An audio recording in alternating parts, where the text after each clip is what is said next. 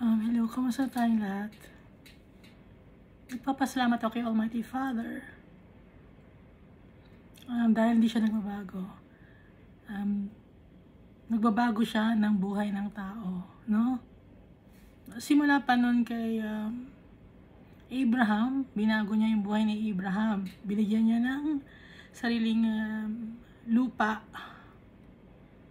Binago niya yung buhay ni Moses. Binago niya yung buhay ni David. Binago niya yung buhay ni Judah. Binago niya yung buhay ng mga apostles. Binago niya yung buhay ng mga saints gaya nila Priscilla and Aquila na nababasa natin sa Bible. Pati yung buhay ni Timothy, ni Paul. At tayo rin, kaya ni Almighty Father baguhin ang buhay natin. Hindi nagbabago si Almighty Father. Simula noon hanggang ngayon, ganun pa rin siya. Powerful, omniscient, omnipotent, omnipresent. At nagpapasalamat ako kay Jesus Christ dahil sa pag-save niya sa atin at inilapit niya tayo kay Almighty Father at inilista niya yung name natin sa Lamb's Book of Life. Nakalista ba yung pangalan ninyo sa Lamb's Book of Life? Basta nagtitiwala tayo kay Jesus Christ. May faith tayo sa Kanya. May mahal natin si Almighty Father. Nasa sa atin ang Holy Spirit. Nakalista ang name natin sa Lamb's Book of Life. Kasi pag may faith tayo, pati na yung works natin, susunod na yon yung gawain natin sa araw-araw, yung decision making natin, yung pakikitungo natin, kung paano tayo makipag-usap sa tao, kung paano tayo makisalamuha, no? Kaya magpasalamat tayo lagi kay Almighty Father tsaka kay Jesus Christ. At araw-araw, no?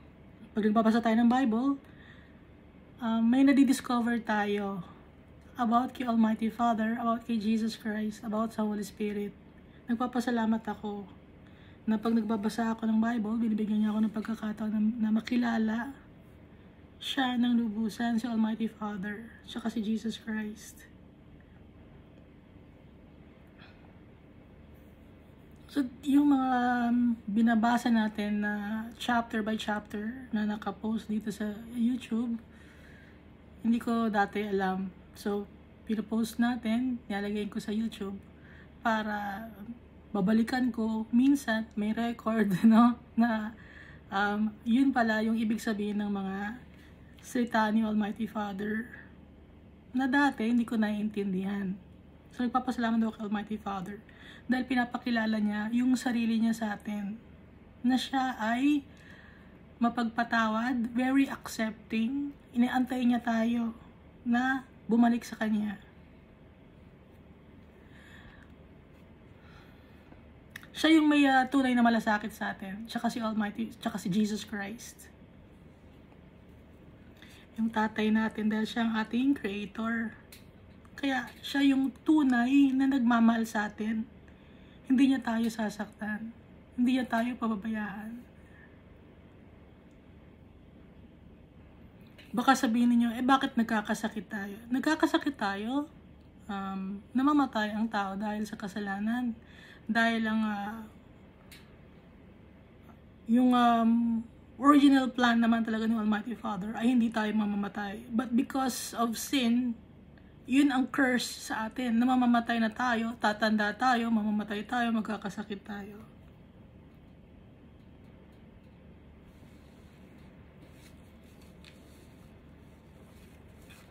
Kaya nga, di ba, pag si Jesus nagpapagaling ng may sakit, di ba? Paano si Jesus magpagaling ng may sakit? Your sins are forgiven. Laging yung sinasabi ni Jesus, your sins are forgiven. Do you believe me? Your sins are forgiven. Ganun ang tanong ni Jesus at ang kanyang salita. At napapagaling yung tao. Kasi ang tunay na sakit natin ay kasalanan. At kaya tayo namamatay, yun naman ang magiging way for us, for our soul to go back to our Father. So it's physical body ang nawawala. Pero yung soul natin bumalik sa tatay natin.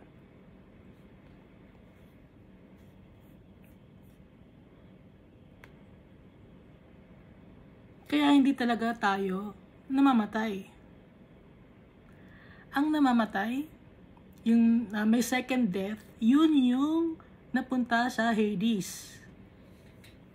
Yung soul ng mga tao na nasa Hades, hindi sila talaga rin mamamatay. Pero, wala na silang pag-asa. Yun yung second death. Wala ka ng pag-asa. Na lumigaya pa o sumaya pa, wala na kasi yun na yung katapusan mo. Kasi dito sa lupa, hindi ka nag-decide to follow God and Jesus Christ. Kaya, sa Hades ka mapupunta. Mas minahal mo kasi ang mundo kaysa sa kay Almighty Father, tsaka kay Jesus Christ. Kaya dapat ang mamahalin natin, first and foremost, our Father and Jesus Christ.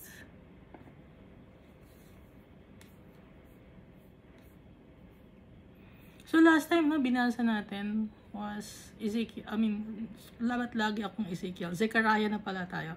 Zechariah chapter 9 and 10.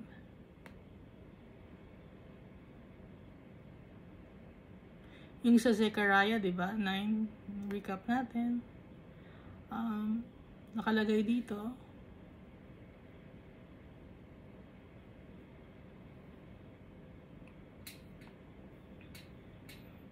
Binanggit dito si Jesus, di ba?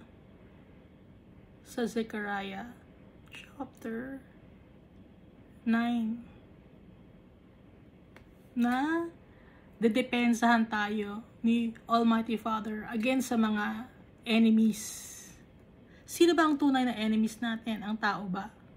Ang tunay na enemies natin, ang bibigyan tayo ng hustisya ni Almighty Father, kasi ang tunay na kalaban natin ay yung mga fallen angels na ang leader nila ay si Lucifer. Yun ang tunay na kalaban natin at yung mga yon ang lumulukob sa mga tao. Namamayani sa mga tao. Akala natin tao ang kalaban natin, hindi tao ang kalaban natin.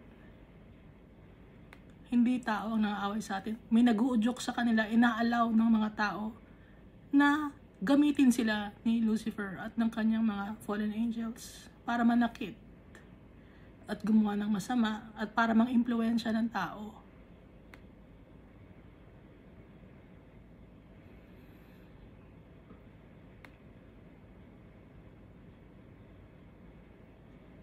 At pag ikaw ay nagpagamit kay Lucifer, pati na sa kanya mga fallen angels,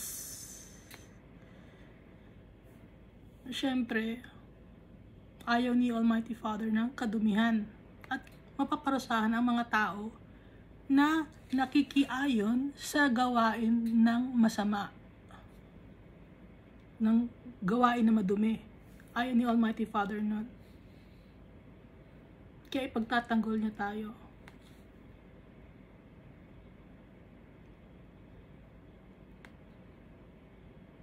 Kung dito sa mundo, no, ang namamayani kasi dito sa mundo ay forces of evil. Si Lucifer sa ngayon. Darating ang araw, lilinisin ni Almighty Father itong mundo at kaya magkakaroon ng New Jerusalem.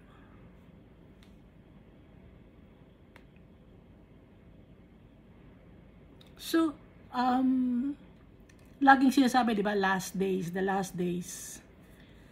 nakikita natin sa Bible, di ba? Anong sabi ni Almighty Father? I am the Alpha and the Omega, the beginning and the end. So, ano yung beginning? Yung beginning, yung nasa Old Covenant. Yun ang beginning. Yung last days, yun yung nasa New Covenant. So, nung dumating si Jesus Christ, sabi niya, babalik siya ulit, di ba? At babalik talaga siya. Malapit na siyang bumalik, sabi niya. At yun din ang pinapakalat ng mga apostles noon na babalik si Jesus malapit nang bumalik. Baka magtataka kayo, bakit hindi pa rin bumabalik? Akala ko ba malapit nang bumalik? Kasi nga, from the time na nag-resurrect si Jesus and ascended to heaven, no? Doon na nag-start yung count ng last days.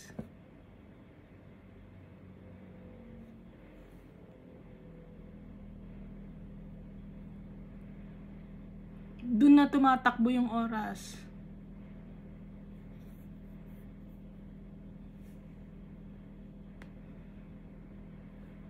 Kaya nga, di ba dalawa, beginning and end, Alpha and Omega. So, olden days and the last days, ganun.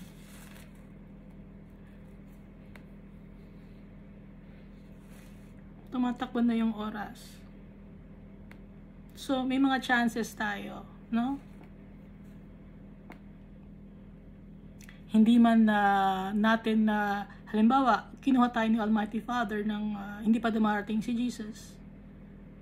Ibig sabihin, mas maganda yon kasi mas mahirap yung pagdadaanan ng mga tao bago dumating si Jesus. Alam niyo ba yon? Pag malapit na malapit ang dumating si Jesus, mas mahirap ang ang dadanasin ng mga tao. Kung tayo sa ngayon nahihirapan na, nabasa naman natin, di ba, sa Book of Revelation, mas mahirap pa ang dadanasin ng mga tao bago dumating si Jesus dahil darating yung mark of the beast na hindi ka pwedeng makapag-business, hindi ka pwedeng makabenta or makabili pag wala kang mark of the beast.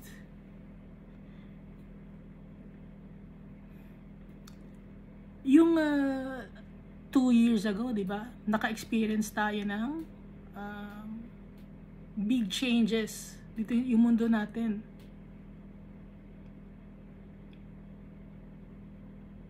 Lahat ng tao takot, no? Takot na takot kayo na magkasakit.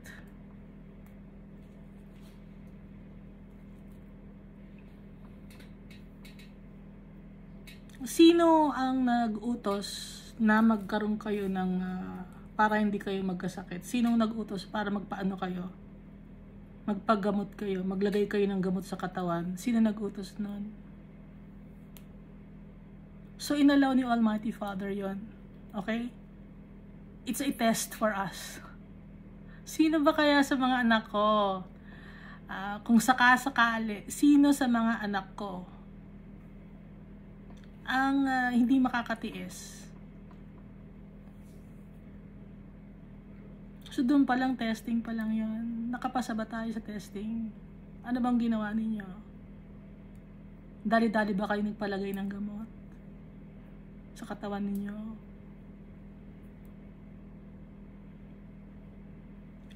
He who saves his life will lose it. Huh?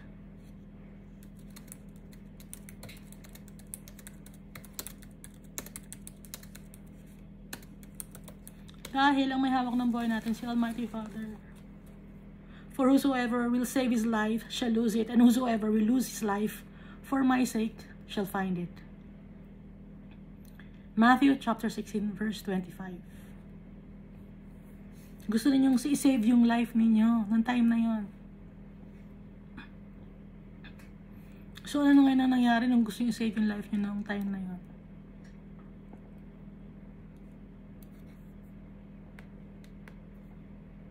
Yung iba may effect sa katawan nila ngayon, ano?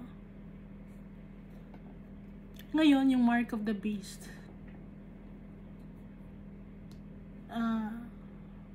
Yun na yung totoo. Yung sample lang yung na-experience ninyo.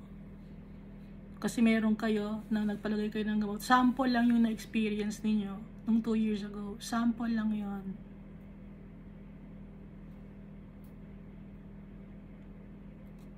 Noon, hindi kayo nakatiis. Paano na kung dumating na yung mark of the beast? Ano nang gagawin ninyo? Sinasabi ko to, no? Hindi kayo para takutin. Sinasabi ko,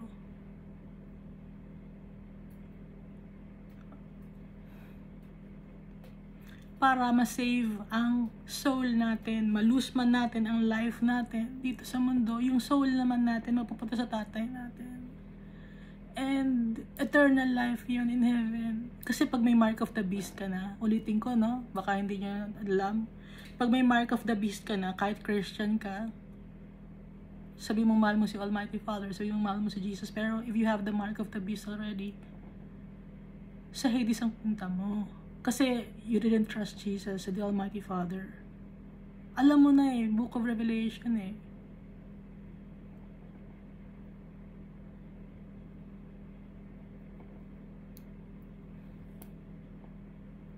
Bago pa man lumabas yung gamot sa katawan na nagpalagay kayo, nagsabi na ako sa inyo noon, ano?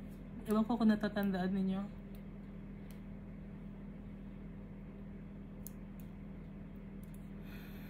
Kaya dito sa Book of Zechariah, sa Ezekiel, sa Zechariah, sinasabi ni Almighty Father, ang dami niyang sinasabi ni Almighty Father na mahal niya tayo, na iingatan niya tayo, huwag tayong matatakot. Siya magpoprotekta sa atin. Kaya kayo nagpalagay ng gamot kasi natatakot kayo, di ba? Ba't hindi ka nagtiwala kay Jesus? Sinasabi niyo Christian kayo. Sinasabi niyo na nagpabaptize kayo. Pero takot kayo, no?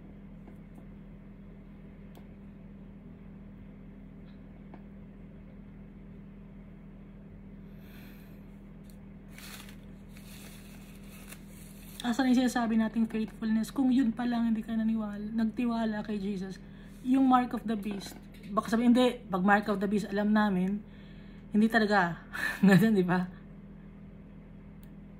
Darating ang oras, mag-ano ulit kayo, magde-decide ulit kayo. Kung sa time natin, darating si Jesus, bago kasi sa pagdating ni Jesus yun eh. Pero bago yung mark of the beast, no? Meron pang dalawang darating na olive tree na binanggit din dito sa Zechariah, no? 2 olive trees. So bago dadating yung mark of the beast, tandaan na ninyo ha. Ano na yun? Parang signal na yun or sign na yun, yung 2 olive trees. Pero hindi nyo makikilala yung 2 olive trees. Ang gagawin ninyo, kaiinisan nyo sila. So pag may nakita kayong dalawang tao na nagsasalita about kay Jesus Christ at kay Almighty Father, at kinainisan ninyo lahat ng sinasabi nila nasa Bible, tapos kinainisan ninyo sila, dalawa sila na tao anointed by God, alam na ninyo yon na sila ay yung 2 olive trees at malapit na dumating yung mark of the beast.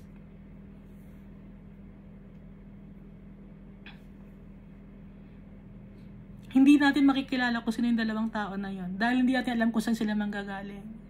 Hindi natin alam kung anong nationality nila, kung anong race nila. Walang pagkakakilanlan. Basta ang alam ko lang at ang nakalagay lang sa Bible, kaiinisan sila ng tao. Iko-condemn sila ng mga tao dahil ibubulgar ng dalawang olive trees ang katotohanan about sa society natin, about sa sarili natin, about sa mundo, at about sa mga organization or denomination.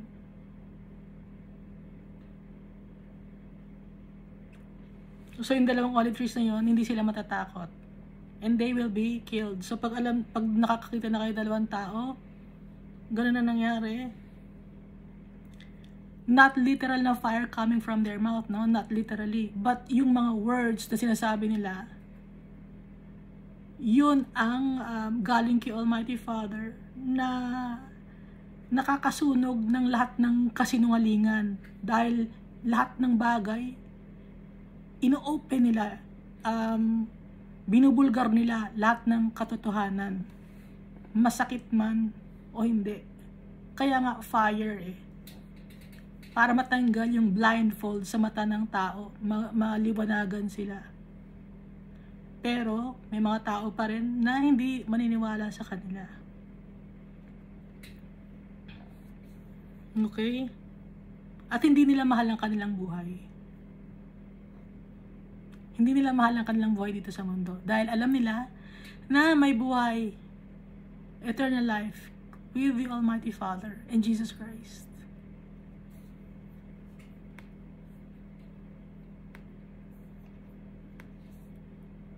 Kaya nga dito sa Zechariah, tsaka sa Ezekiel, binabanggit dito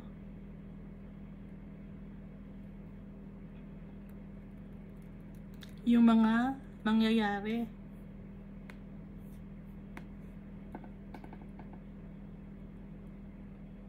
So, binanggit din dito muna si Jesus Christ. Siya ang Redeemer. Yung dominion ni Jesus Christ, from sea to sea and from the river to the ends of the earth, napakalawak, buong mundo. So, bakit mo sasabing siya, hindi siya Diyos? Kung yung dominion ibinigay niya ni Almighty Father sa kanya, at nakita naman natin, di ba, sa book of Ezekiel, na sa kanya ibinigay yung power and authority. Yung ng cherub, no? Ibinigay kay Jesus Christ, the man clothed in linen. So, Jesus Christ yun. Tinatanong ko sa ate ko, saan mo makikita sa Bible na ibinigay kay Jesus Christ yung power and authority? Sabi ko, di ba magaling ka magbasa ng Bible? Saan doon? Sabi niya, hindi, saan? But sabi ko, nagbabasa ka ng Bible, hindi mo nakita? Kasi maraming alam sa Bible yung ate ko. Hindi mo nakita doon? Hindi. Anong clue? Bigyan ko siya ng clue. Basahin mo Genesis up to Malakay. Andon. Hindi ko rin alam dati.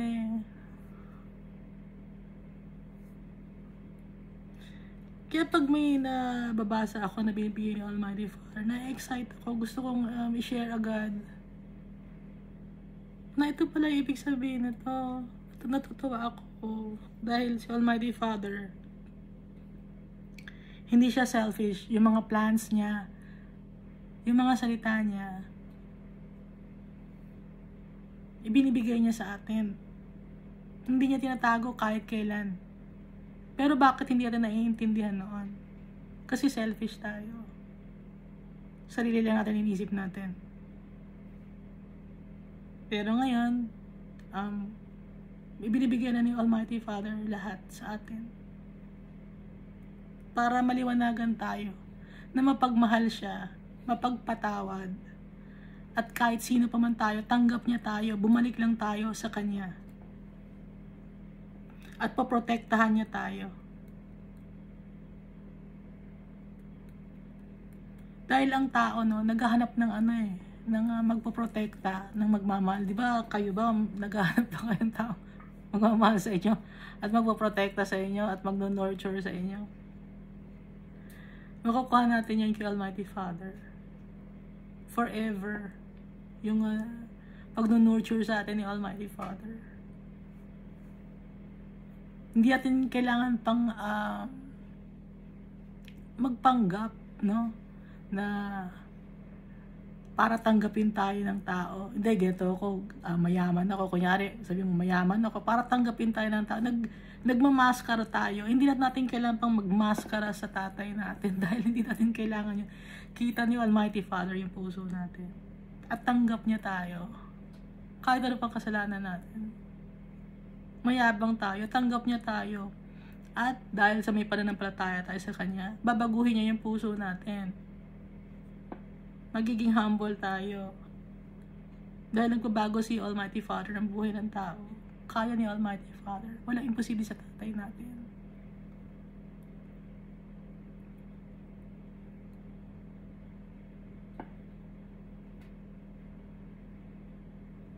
Dito sa Zechariah chapter 10 verse 16. The Lord their God will save them in that day as the flock of his people, for they shall be like the jewels of a crown, lifted like a banner over his land. Tingnan mo, para tayo mga jewels of a crown daw. Kahit makasalanan tayo, magiging parang jewels of a crown tayo na itataas ni Almighty Father sa kanyang lupain. Kahit makasalanan tayo. Napakabait ng tatay natin.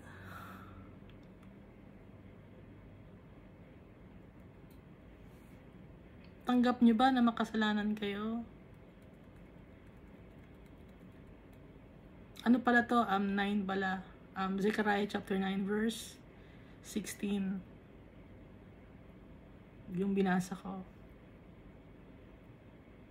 Tapos naman dito naman sa Zechariah chapter 10, i-gather niya tayo.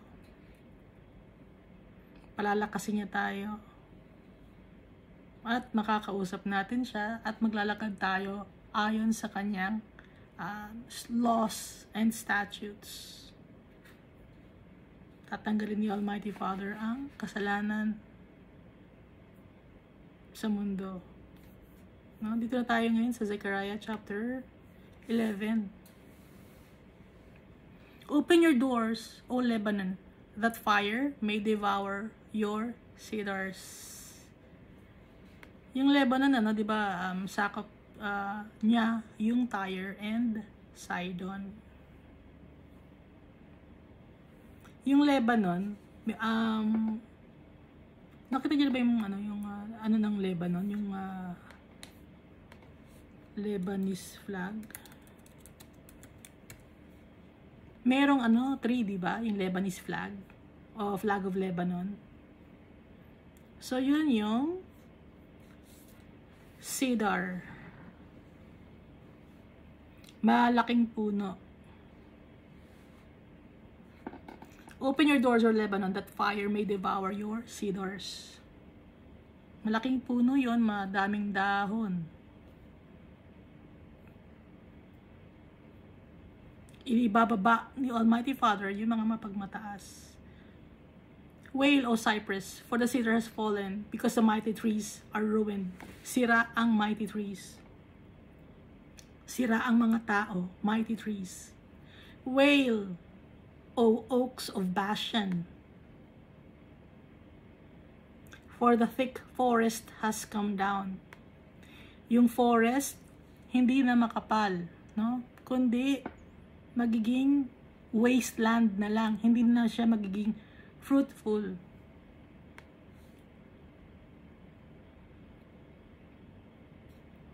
There's the sound of wailing shepherds. Umiiyak yung mga shepherds. For their glory is in ruins. There is the sound of roaring lions. For the pride of the Jordan is in ruins.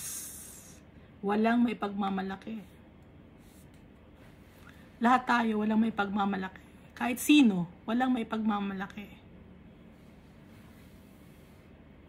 Kahit pamayamang bansa, walang may pagmamalaki. Ibababa lahat ni Almighty Father, lahat ng mapagmataas. Magiging desolate, magiging barren, unfruitful. Thus says the Lord my God, feed the flock for slaughter.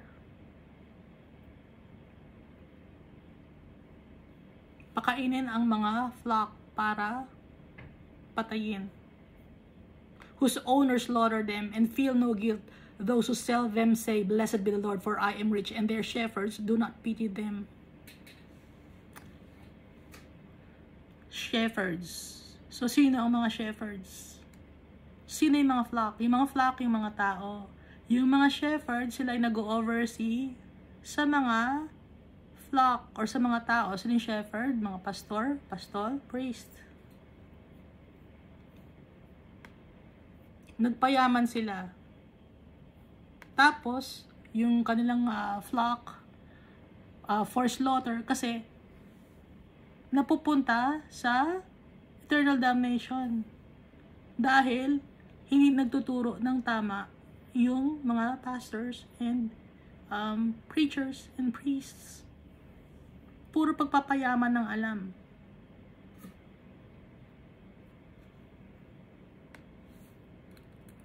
Puro pera ang alam. Kaya nga nakalagay dito, di ba?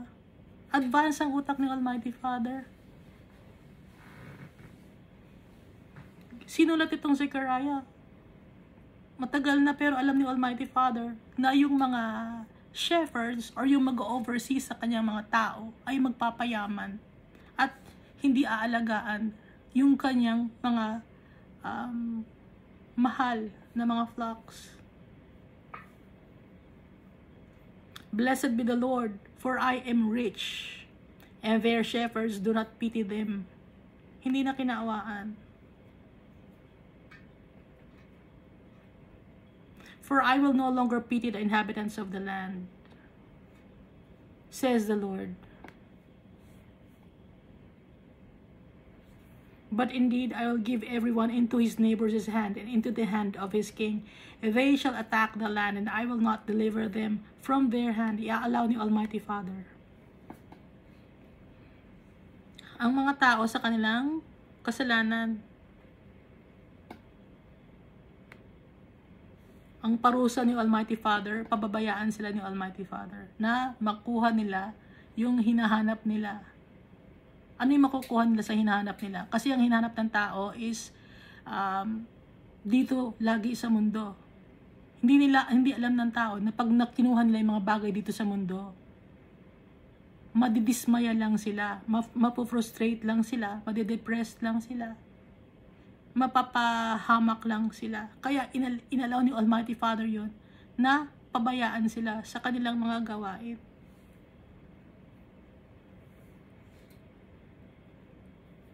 So I fed the flock for slaughter, in particular the poor of the flock. Kaya pinakain ko ang flock para patayin, in particular the poor of the flock. Ano yung poor of the flock? Hindi lang to yung material speaking na poor, kundi poor in spirit dahil kulang sila sa nutrients, spiritual nutrients. I took for myself 2 staffs, the one I called beauty, and the other I called bonds, and I fed the flock. Ano yung dalawang staff na gamit-gamit? Beauty and bonds. Ano yung beauty? It symbolizes the law. Law that was given to Moses. God gave the law to Moses to tell the people, the Israelites. And the other I called bonds, and I fed the flock. Ano yung bonds na yon? Unahin mo natin yung beauty, no? I dismissed the 3 shepherds in 1 month. My soul loathed them, and their soul also abhorred me. Tinanggal ko yung 3 shepherds in 1 month. Sabi dito. Nagagalit sila sa akin, at yung kanilang kaluluwa, yung kaluluwa ko, or yung my soul ko, galit sa kanila, yung kaloob-looban ko. Pati yung kaloob-looban nila, galit din sa akin, they abhorred me.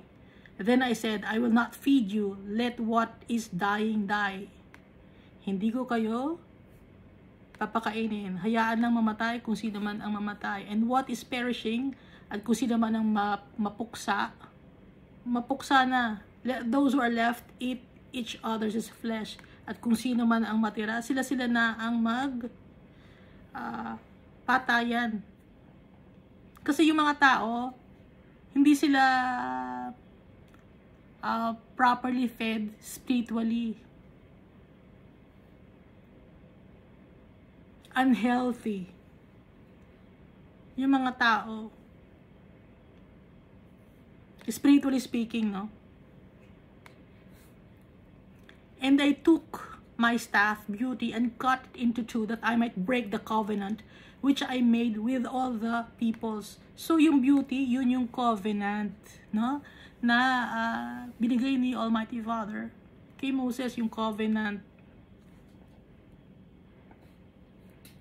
And it was broken on that day. Thus the poor of the flock who were watching me knew that it was the word of the Lord. So it was broken on that day. Yung that day na yon, ito yung time na the curtain was torn from top to bottom when Jesus breathed his last breath. Nung pinatay si Jesus, the covenant or the beauty was broken on that day. Yung covenant, yung old law, nasira na. Naintindihan natin? Sira na yung old law. Thus, kasi nung dumating si Jesus, new covenant na, nung namatay si Jesus at nabuhay ulit, new covenant na yon. Thus, the poor of the flock who were watching me knew that it was the word of the Lord. Yung mga poor of the flock, alam nila na yung pangyayari yun, na nahati yung curtain ng temple from top to bottom, yun alam nila na galing kay Almighty Father, yun na anak si Jesus Christ ni Almighty Father. Then I said to them, if it is agreeable to you, give me my wages, and if you not, refrain. So they weighed out for my wages 30 pieces of silver. So itong 30 pieces of silver, sinong binabanggit dito? Si Judas to, na binigyan siya ng 30 pieces of silver in exchange of Jesus.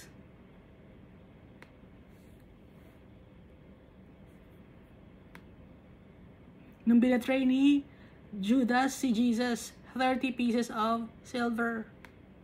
And the Lord said to me, throw it to the potter, that princely price they set on me. So I took the 30 pieces of silver and threw them into the house of the Lord for the potter. So yung 30 pieces of silver, ibinalik di ba ni Judas sa high priest doon sa temple, inihagis. Pero hindi tinanggap ng mga high priest. Instead, they bought a potter's land. Doon inilibing si Judas. Ginawang libingan. So makikita na naman natin ito, binanggit na naman si Jesus. Kaya si Jesus importante sa atin. Sa atin, dahil Redeemer natin siya, Savior natin siya, hindi natin pwedeng ibaliwala. Si Jesus, nagaya ng ginagawa ng ibang tao, ibang kulto, ganoon ang ginagawa nila. Dahil si Jesus, God siya. And then I cut into my other staff, bonds. No? Beauty and bonds. So yung una, yung old covenant, nung law ni Moses, nasira na yon. Bonds that I might break the brotherhood between Judah and Israel. Ano naman ibig sabihin itong bonds? So nung si Jesus Christ namatay na sa cross at nag-resurrect again, nag-resurrect, and after 40 days, di ba, umakyat siya ng langit. Nabuhay siya after 3 days, and then after 40 days, nag-stay pa siya dito sa mundo, kasama ng mga apostles, and after 40 days, nakita nila na umakyat na sa langit si Jesus. Ngayon, itong bond na to, ito yung promise na lineage lang ni Abraham, Isaac, Jacob, David, up to Jesus, no? Na yun lang ang anak ng Diyos, di ba? Pero nung si Jesus ay naipako at binigay niya yung buhay niya, binigay niya ang buhay niya para sa lahat ng tao. Hindi lang sa mga Jews, kundi para sa mga non-Jews or Gentiles like us. Kaya yun naman yung tinatawag na bonds.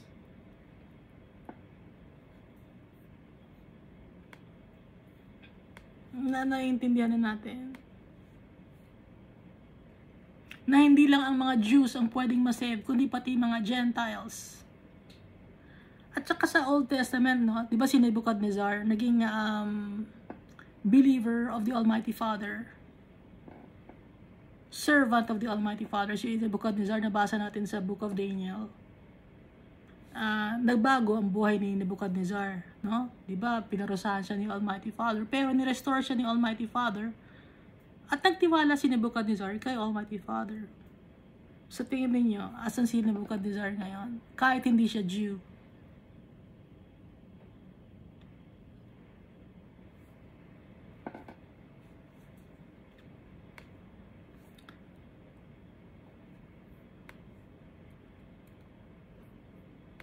So may mga nasa-save na mga tao sa Old Testament na kahit na hindi Jew, nakakasama si Almighty Father. No? Alam niyo ba yon? Kasi isang example, si Nebuchadnezzar. Verse 15 ng Zechariah chapter 11. And the Lord said to me, next, take for yourself the implements of a foolish shepherd. Kunin mo yung mga implements or the tools, or kunin mo yung responsibilidad ng foolish shepherd, kasi yung foolish shepherd hindi niya ginagawa yung kanyang tungkulin. Gawin mo ngayon ang tungkulin ng isang shepherd, kasi yung foolish shepherd baliwala sa kanya yung kanyang mga binabantayan ng mga flock.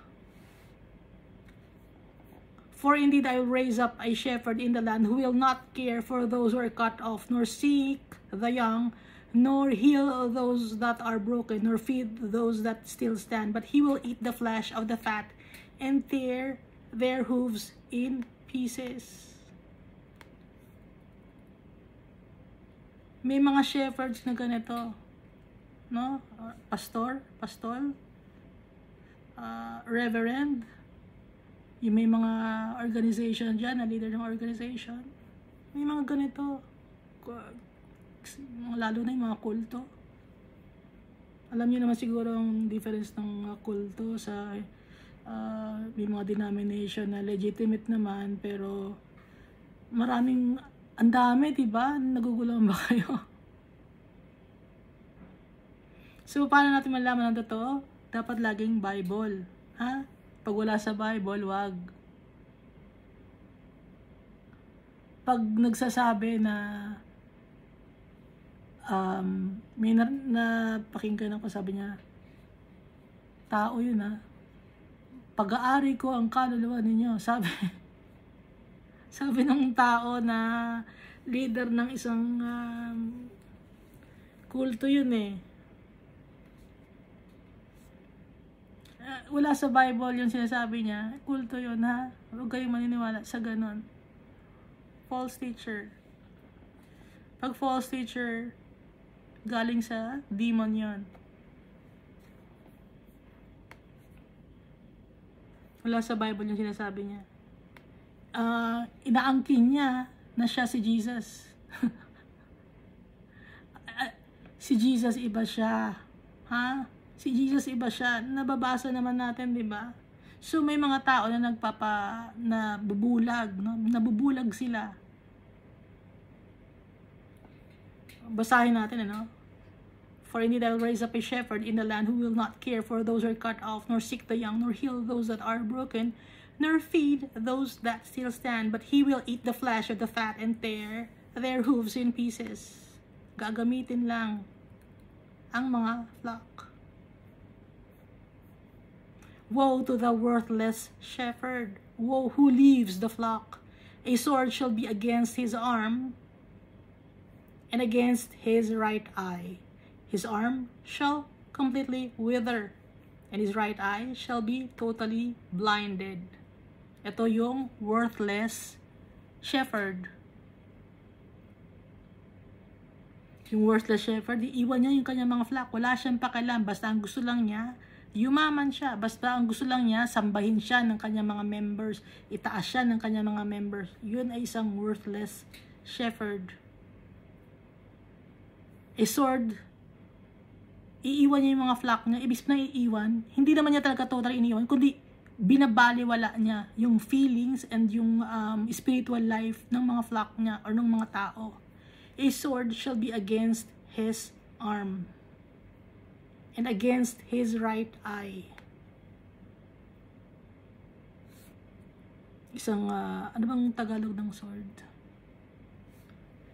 Yung arm, gawa yun, ano? Panggawa yung arm. Hindi niya magagamit yung kanyang kamay sa paggawa ng tama. And against his right eye. Bakit right eye? Right, correct. Mali yung kanyang tingin. Hindi niya maitatama yung kanyang tingin. Kasi against his right eye. His arm shall completely wither. Walang, yung gawain niya, walang kwenta. No? Dahil mali yung kanyang pamamaraan.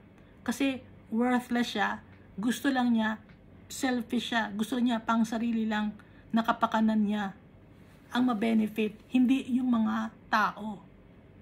And his right eye shall be totally blind. Bakit right eye ulit? Kasi blind siya sa tamang pamamaraan kung paano maging isang shepherd. Mali ang ginagawa niya, hindi correct or hindi right. No? Kaya right eye. Bulag siya sa tamang pamamaraan. Ayaw niyang gawin yung totoo. Puro kasinungalingan. Yung teachings niya, mali-mali. Yung kanyang doctrine. At hindi niya maintindihan ang totoong nakasulat sa Bible kasi nga, worthless shepherd siya. Hindi niya ginagawa yung tungkulin niya bilang isang leader ng mga tao na naglalapit sa mga tao kay Almighty Father. Ginagamit lang niya yung mga tao para siya sumikat. Maraming ganun ngayon, naglalabasan.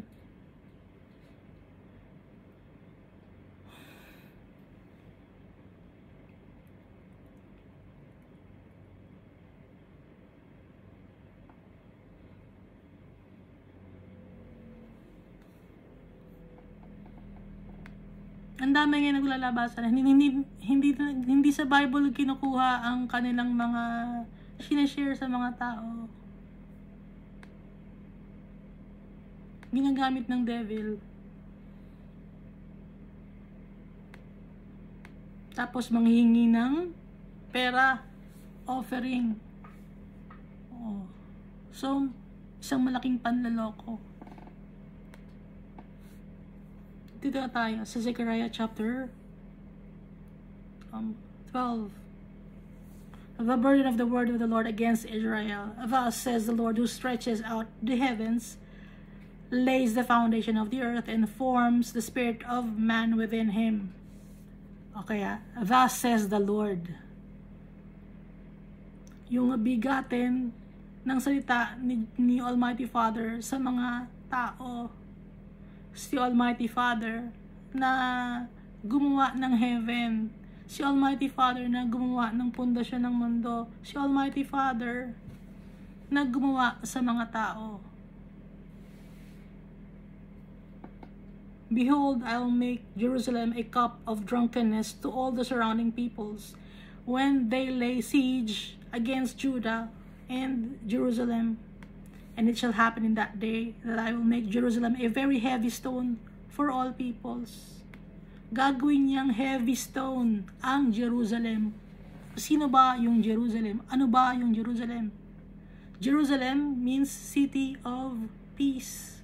Yung mga pag nakatira ka sa city of peace, ibig sabihin, ang leader mo, Prince of Peace, King of Peace, si Almighty Father, magiging pabigat ang mga believers of Christ or followers of Christ sa mga tao. Di ba ngayon nakikita natin, naiinis sa atin ng mga tao. Pag nalaman nilang follower tayo ni Christ, naiinis sila sa atin. nagiging nabubwisit sila.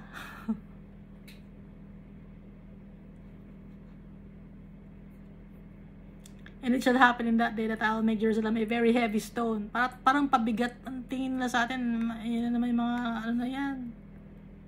Ganun kasi, no? Mga tao. All who would heave it away will surely be cut in pieces, though all nations of the earth are gathered against it.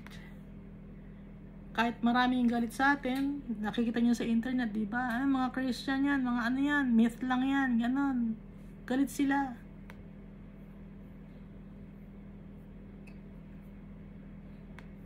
Ipoprotekta tayo ni Almighty Father against sa mga tao na nagkagalit sa atin. In that day, says the Lord, I'll strike every horse with confusion. Why horse?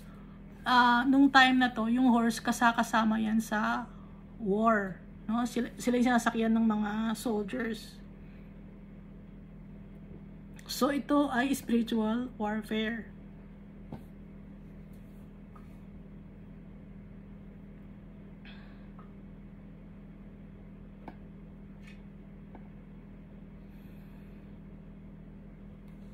Mako-confuse may mga tao na gusto tayong awayin. And it's rider with madness.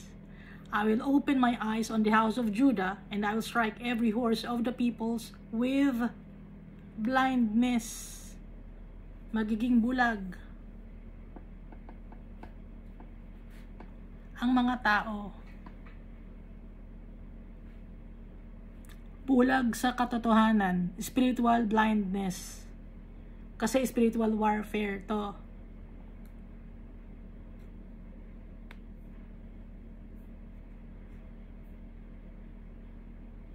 Sabi ng Almighty Father, bubuksan ko ang mga mata ko sa house of Judah, and I will strike every horse of the peoples with blindness.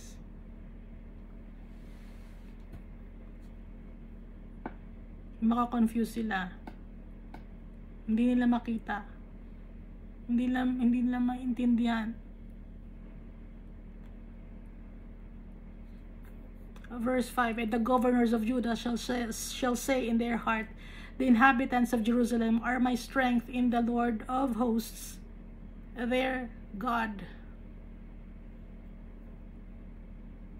Yung mga leader naman ng Judah,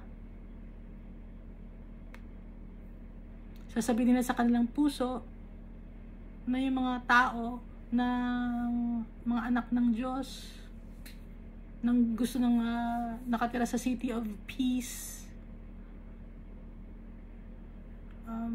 Christians, followers of Christ, are strength in the Lord of hosts, their God.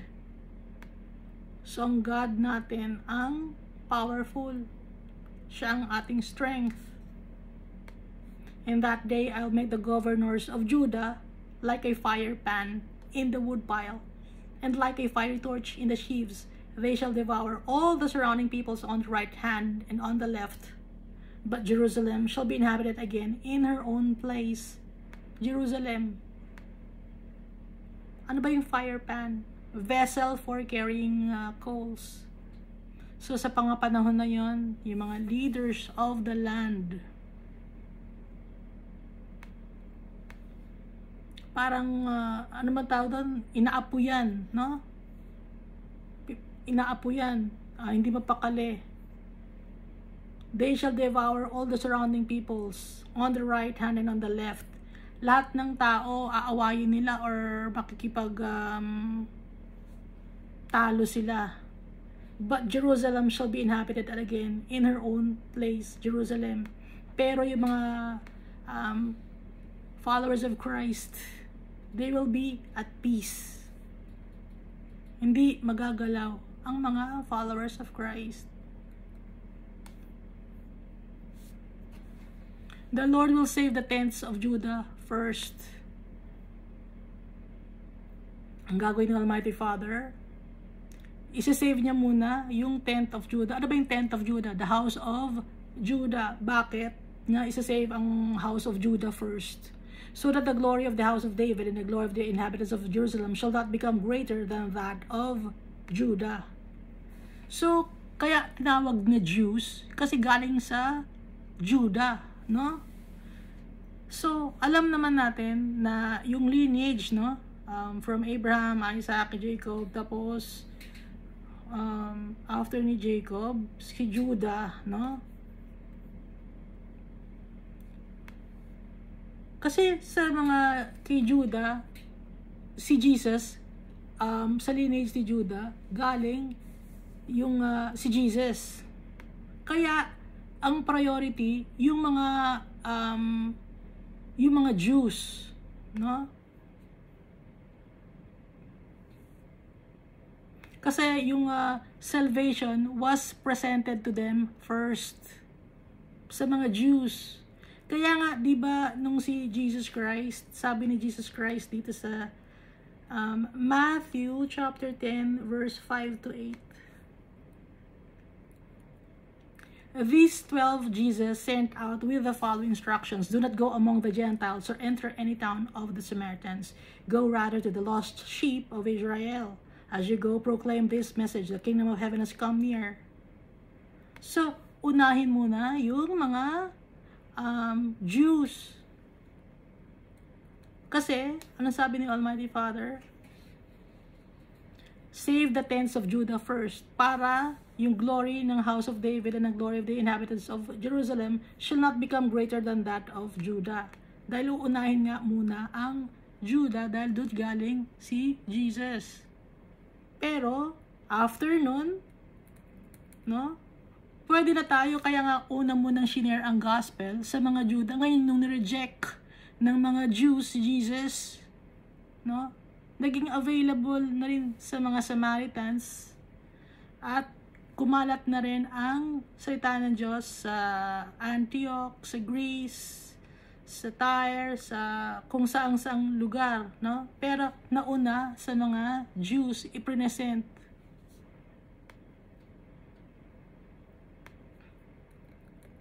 In that day, the Lord will defend the inhabitants of Jerusalem. The one who is feeble among them in that day shall be like David, and the house of David shall be like God, like angel of the Lord before them. So, sinasabi dito, sa oras na yon, ipagtatanggol ni Almighty Father yung mga followers of Christ. Kung sino man yung mahina, papalakasin sila, gaya ni David. Kung sino ang magpapakumbaba, yun ang itataas. The one who is feeble among them in that day shall be like David. Diba si David, bata siya, pero natalo niya si Goliath. So tayo, kahit na mahina tayo at nagpapakumbaba tayo, itataas tayo ni Almighty Father. Dahil siya ang dedepensa sa atin. And the house of David shall be like God, like the angel of the Lord before them. Gustong-gusto ni Almighty Father na lagi tayong mapagkumbaba. At i-apply natin yung justice, mercy, ano pa yung isa? Justice, mercy, and compassion ba yun? Peace, justice, mercy, and peace. Di ba nabasa natin? Wala sasagot. In that day, it shall be in that day that I will seek to destroy all the nations that come against Jerusalem. Sa mga oras na yon, kung sino man ang mga away sa mga anak ng Diyos, i-destroy ni Almighty Father.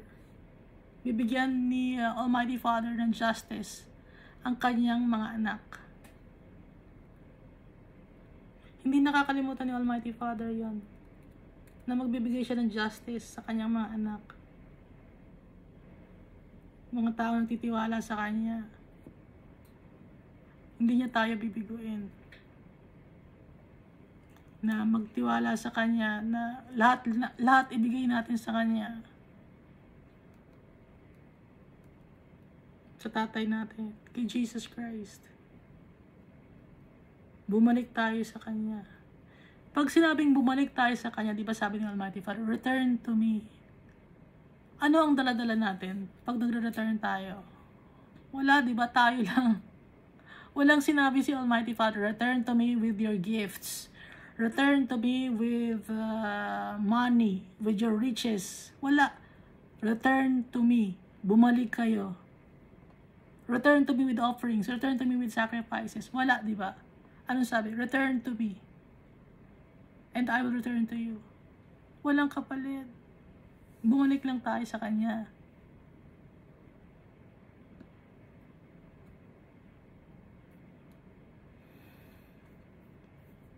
Dahil siya magpoprotekta sa atin.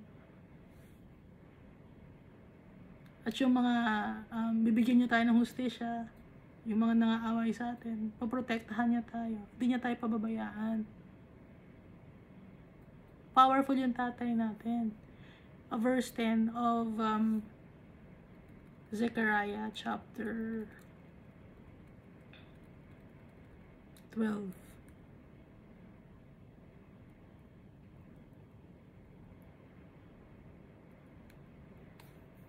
Verse 10, I'll pour on the house of David and on the inhabitants of Jerusalem the spirit of grace and supplication. Ibubuhos ko ang spirit of grace and supplication, sabi ni Almighty Father.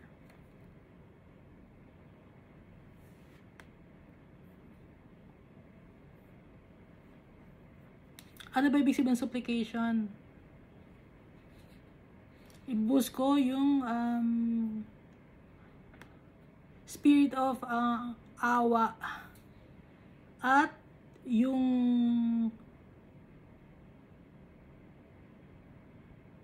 awa, supplication, pagpapakumbaba. Spirit of awa at pagpapakumbaba sa mga inhabitants of Jerusalem, or those who are those people who are followers of Christ. Then they will look on me whom they pierced.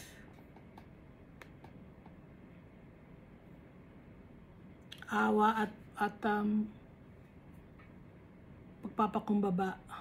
Ibubuhos ni Almighty Father. Then they will look on me whom they pierced. So, ito no, they will look on me whom they pierced, yung na sinaksak or tinusok. So, mas makikita natin ito no sa binanggit ni Jesus sa John chapter 19.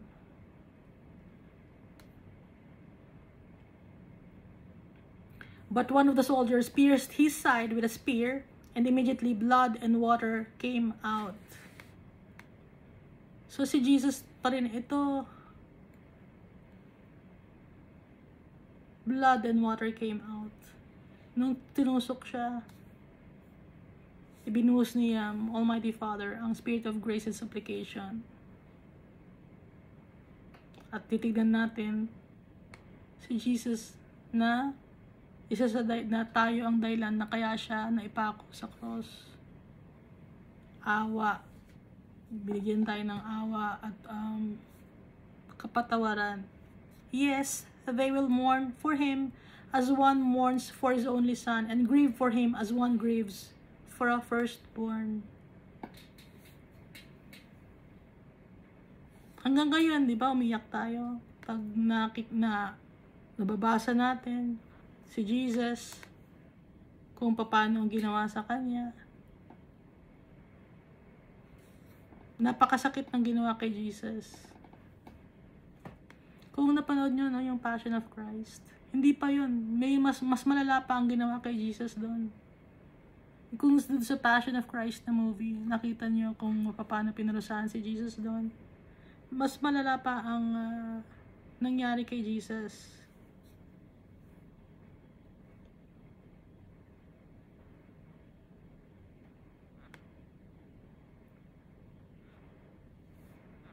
In that day, There shall be great mourning in Jerusalem, like the mourning of Hadad Rimmon in the plain of Megiddo. Sa oras na yon, malakas ang iyakan. Like the mourning at Hadad Rimmon. Ano ba yung Hadad Rimmon? Hadad Rimmon, loud wailing or wailing noise. Yung iyak na malakas na iyak. In the plain of Megiddo. Malakas na iyak kahit maraming tao, malakas ang iyakan. Crowded place. Ibig sabihin ng Megiddo. Kita ng mga tao si Jesus nung ipinako at namatay siya sa cross, iyakan lahat ng tao. Malakas ang hagulgol.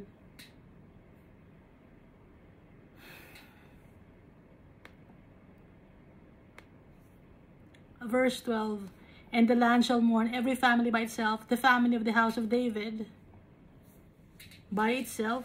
David means beloved, the family of the house of the beloved. And their wives by themselves, the family of the house of Nathan, or the gift of God by itself, and their wives by themselves, the family of the house of Levi. Levi means joined, and their wives by themselves, and the family of Shimei. Shimei means famous or renowned, and their wives by themselves. So, iba-ibang klaseng tao ang nag-iyakan. Marami. May famous, merong may mga matataas na position sa society nung panahon na yun, iyakan. Kahit naman nung tayo ngayon, pag binabasa natin kung ano nangyari kay Jesus, nasasaktan tayo, di ba? Hindi ba kayo nasasaktan sa nangyari kay Jesus pag binabasa ninyo yung na-crucify siya? All the families that remain, every family by itself, and their wives by themselves. Dahil si Jesus na-crucify because of us. Dahil sa kasalanan natin. Para mailigtas tayo. Once and for all.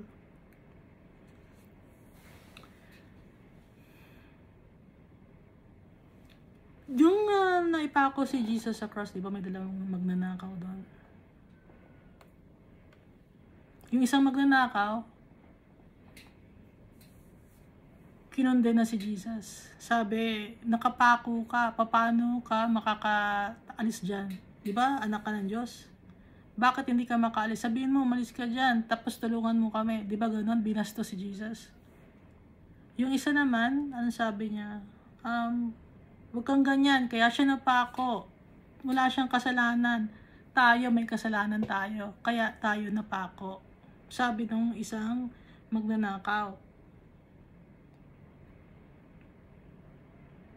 Tapos, sabi ng magnanakaw na yung kinausap niya si Jesus. Ano bang sabi niya yung...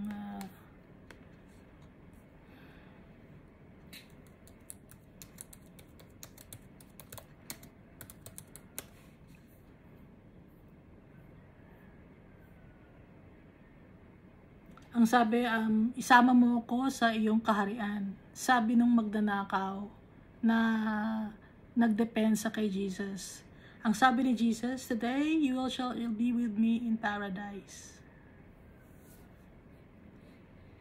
Hindi ganun kadali ang magtiwala nung time na yon para dun sa isang magnanakaw na yon. Bakit? Nakita mo nakapako si Jesus. Helpless. No? Helpless. At saka nung time na yon, hopeless din. So, yung magnanakaw na naawa kay Jesus, na gusto niya sumama sa paradise kay Jesus, na isama siya, helpless din siya at hopeless siya at makasalanan siya. So, yung nakapako sila, mahirap yun. Mahirap yung pinagdaanan nung magnanakaw na yun tsaka ni Jesus. Pero, yung magnanakaw na yun, kahit alam niya na nakapako si Jesus, pinagtiwalaan niya. Naiintindihan ninyo? Nakita niya nakapako, duguan. Helpless, hopeless ang tingin niya. Pero pinagtiwalaan niya.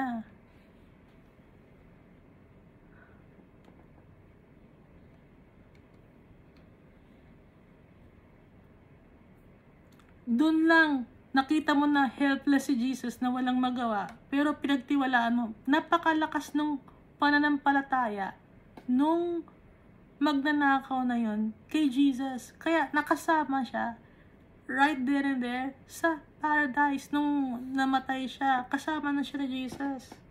Kasi ang lakas ng faith niya. Imagine, kita mo si Jesus nakapako. Tapos sabihin mo, kung saan ka pupunta sa isama mo ako. Then nagtiwala siya, may pananampalataya siya. Ganun ba kaya tayo? Kung makita ba natin si Jesus nakapako, magtitiwala din ba tayo sa kanya? Na pare-pareho nakapako, tapos nakikita mo nakapako, magtitiwala ba ako dito? Nakapako din siya, ba't ako magtitiwala? Hindi naman siya makakaalis.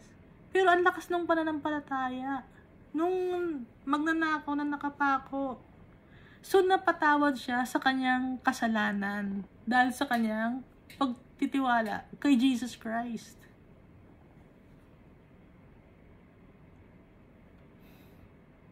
Hindi madali yun, yung decision na ginawa nung magnanakaw na yun. Pero pinagtiwalaan niya si Jesus Christ.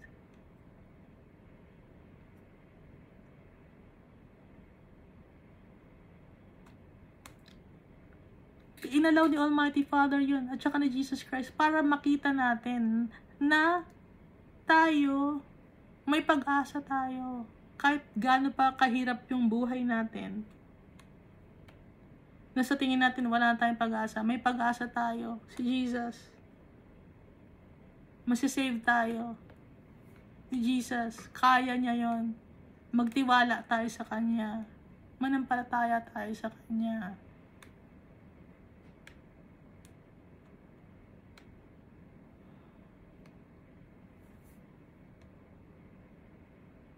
Naiintindihan niyo ba yung sinasabi ko? Na napakahirap dun sa magnanakaw na yan na magtiwala. Pero nagtiwala siya. Milagro yun, no? Yung decision lang na yun, meron na siyang fruits of the Holy Spirit nun. Kasi may faith na siya eh. Ganon kadali. Nag-decide siya nung time na yun.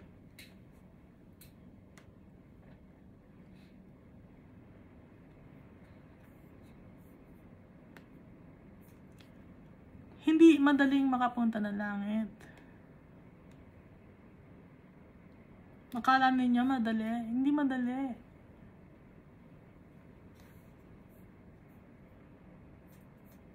Yung nagsasabing madali, hindi madali.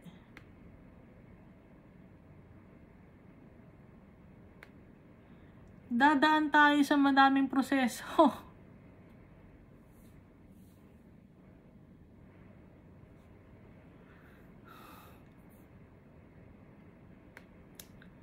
Ituloy natin dito sa Zechariah chapter 13.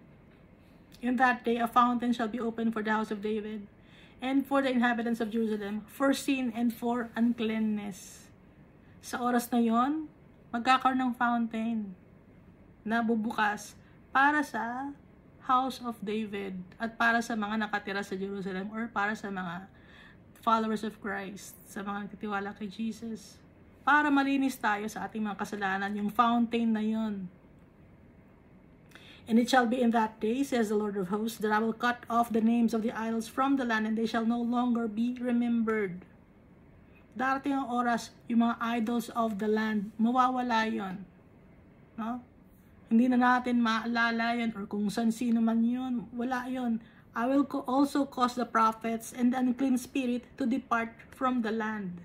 So, lilinisin ni Almighty Father itong mundo. At yung mga prophets, mawawala na rin. Kasi,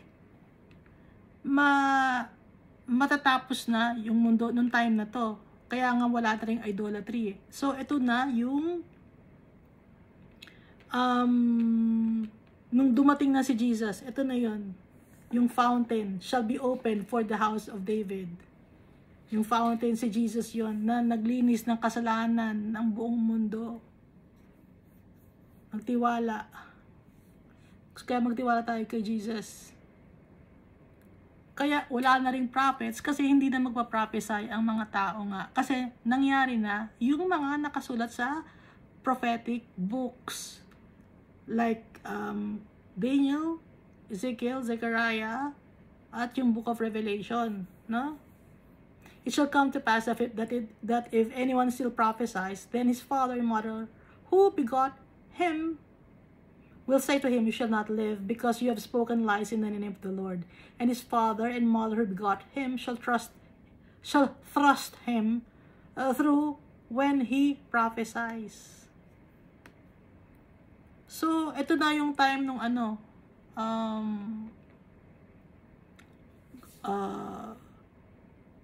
battle ng Gog. No? Natatandaan niyo ba yung Gog?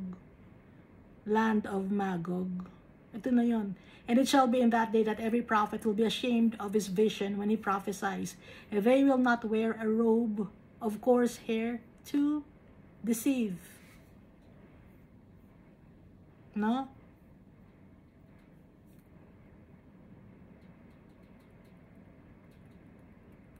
Tsaka may mga false prophets kasi.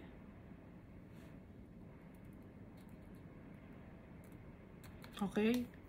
Verse 5, but he will say, I am no prophet, I am a farmer, for a man taught me to keep cattle from my youth. And one will say to him, what are these wounds between your arms? Then he will answer, those with which I was wounded in the house of my friends.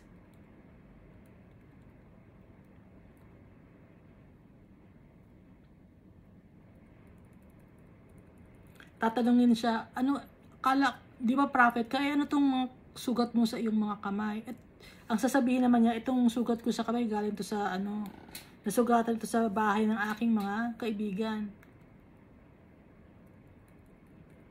And one will say to him, what are these wounds between your arms? Then he will answer, those with which I was wounded in the house of my friends. Kasi kaya nga siya nagkaroon ng wound is because his mother and father who begot him shall thrust him through when he prophesies.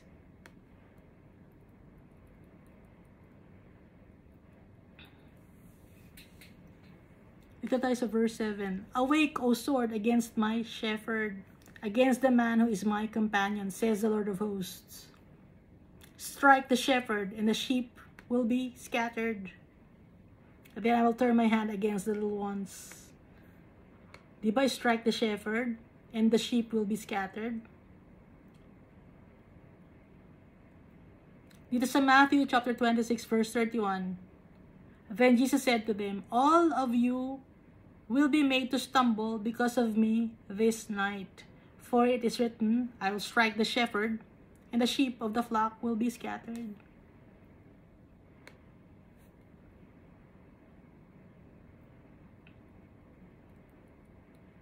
So si Jesus ito, yung shepherd. Kaya di ba yung sheep nag-scattered, yung mga apostles, nagkalat, pati mga disciples, nagkahiwa-hiwalay sila. So binabanggit na naman dito, si Jesus. Inalaw ni Almighty Father na masaktan si Jesus. Para sa atin, para ma-save tayo sa kasalanan natin. Tiniis ni Almighty Father yung pain na makita yung anak niya na nasasaktan sa cross. Tiniis ni Almighty Father yun for us. Lahat binigay ni Almighty Father sa atin, kahit na yung kaisa-isa niyang anak. Para lang tayo ma-save, tayo na makasalanan na tao, ibinigay niya yung kanyang anak na napakalinis para tayo mahawahan ng kalinisan ni Jesus Christ. Kahit masaktan si Jesus Christ. Para sa atin. Hindi ba naintindihan ba natin yon? And it shall come to pass in all the land, says the Lord, that 2/3 in it shall be cut off and die, but 1/3 shall be left in it. Ang mangyayari ngayon, it shall come to pass in all the land, sa lahat ng, sa buong mundo, says the Lord, that 2/3 in it shall be cut off and die, but 1/3 shall be left in it. Ang mundo, no, halimbawa, buo, halimbawa 100. 2/3 rejected, cut off, and die. Eternal damnation. 1/3 shall be left in it. 1/3 lang ang may chance to enter heaven. Slim chance. So, paano natin masasabi na madali makapunta in heaven? Hindi ko alam dati to. Nandito pala nakalagay yung bilang kung ilan ang makakapunta in heaven. 1/3 of the people na nabuhay. At hindi lang 1/3 kasi may kadugtong pa. No, verse 9. I will bring the 1/3 through the fire. Dadaan pa sa apoy. Yung 1/3 na natitira. Tapos, pag dumaan pa sa apoy, will refine them as silver is refined. I-refine pa, pipinuhin pa ng silver. O dumaan na naman ng pangalawang, unang fire. Tapos i-refine na naman through silver. And then test them as gold. They will call on my name and I will answer them. I will say, this is my people. And each one will say, the Lord is my God. Kung sino ang makakapasa. Saka pa yun. Kaya hindi madali makapunta in heaven. Si Almighty Father nagde-decide. Kaya wag tayong mayabang na madaling makapunta in heaven. Ha? Nagyayabang ba kayo?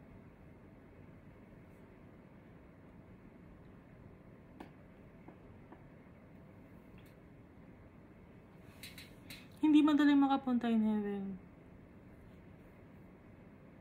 Pero bakit yung i-add ko lang, bakit yung naka-crucify na magnanakaw, ang bilis niyang makapunta in heaven? Kasi yung pananampalataya niya, nakikita niya si Jesus nakapako. Mananampalataya ka nakapako. Ang laki ng faith niya.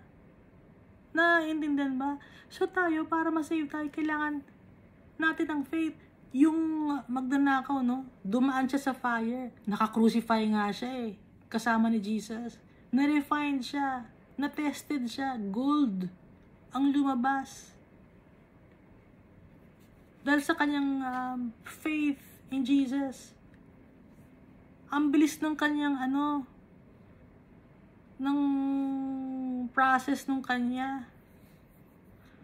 Alam niyo ba yung parang ganito yun, yung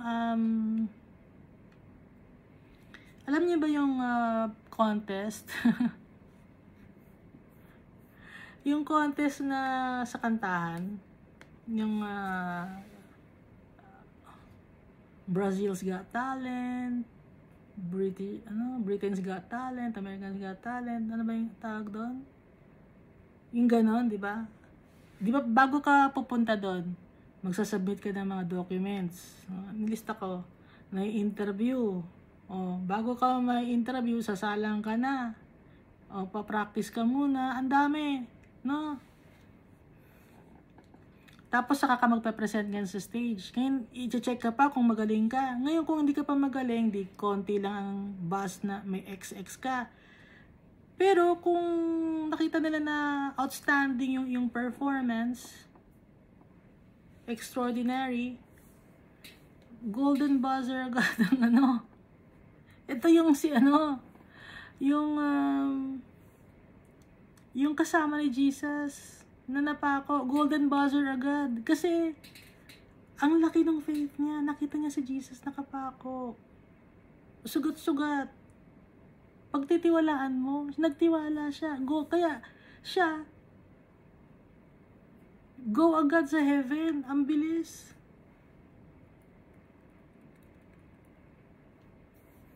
Golden buzzer ang niya. So tayo, no? Gusto niyo ba niya mapako? Baka sabi niyo, oh, ipako na lang ako pero magtitiwala ako. Gusto niyo ba? Ha? Gawa natin ng paraan yan. Ay, ipapako natin kayo. Gusto niyo? Tingnan mo dito, no? Ulitin natin, sa verse 9 ng Zechariah chapter 12. I will bring the 13 para Zechariah chapter 13 na to eh. Sorry. Zechariah chapter 13. I will bring the 1/3 through the fire. Apoy. Tapos i-refine ka pa as silver. Tapos gold. No? So, ang daming process.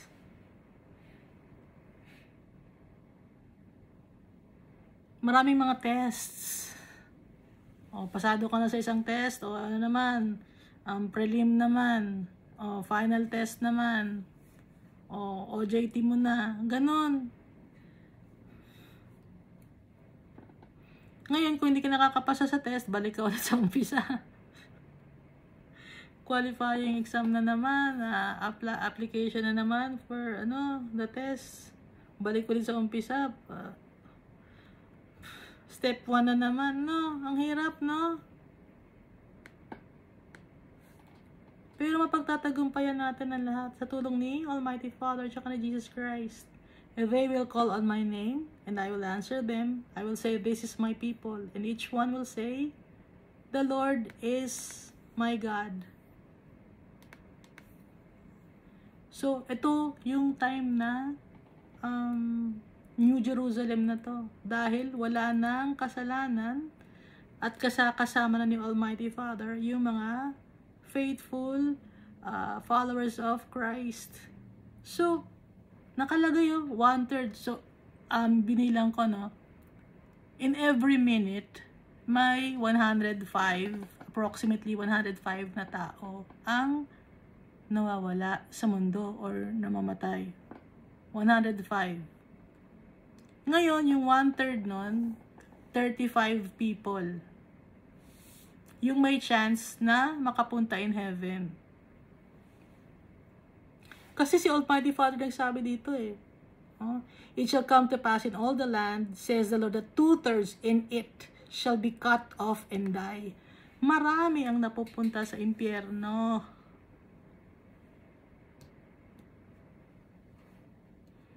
But 1/3 shall be left in it. 1/3 lang ang natitira. 1/3 lang ang dumadaan sa fire for testing.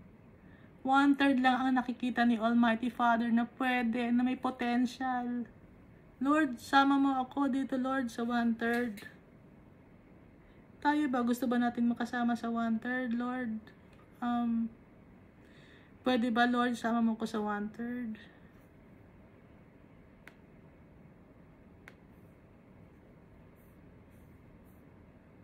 Kaya magtiwala tayo kay Jesus Christ at kay Almighty Father. Dahil marami ang mas napupunta sa impyerno. 2/3. So kung 105 minus 35, paki-compute natin parang mag-compute. Ano ba yung minus na yun? 105 minus, in a minute, no? Approx 70 ang napupunta sa impyerno. 35 ang sa langit. So, mas masikip ang impyerno. Si Almighty Father nagsabi nito, hindi ako. Nakalagay sa Bible. Ngayon ko lang din nalaman to. Yung percentage.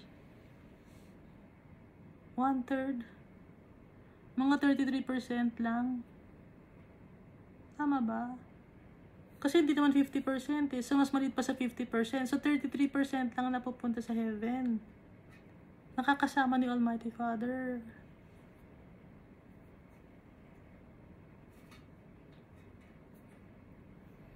Kaya mas marami napupunta sa impyerno.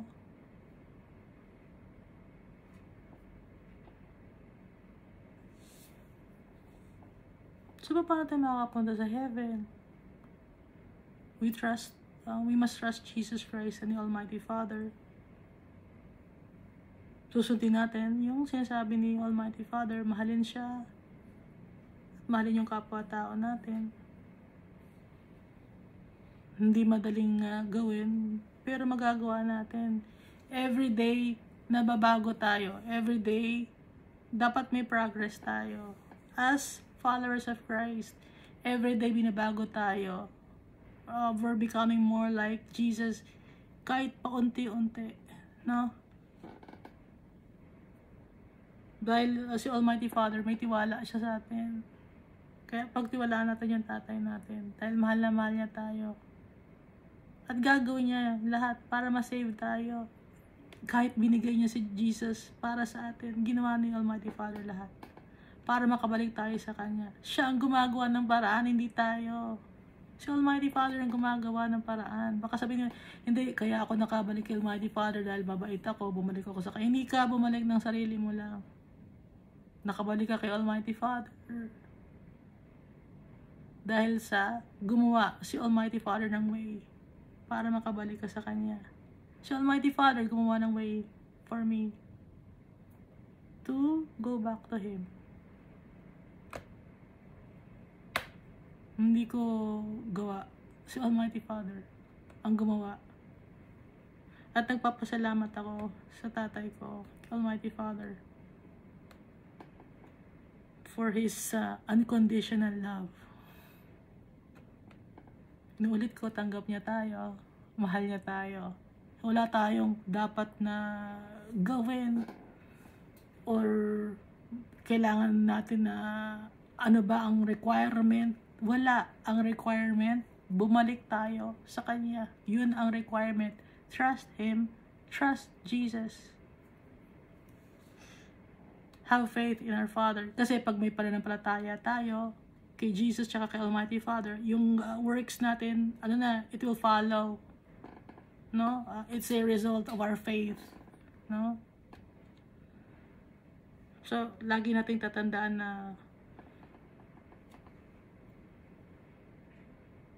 yung buhay natin dito sa mundo, it's temporary. Yung eternal life with peace and love and joy, it's with our Father and Jesus Christ in heaven, our true family. Thank you, and God loves us all so much.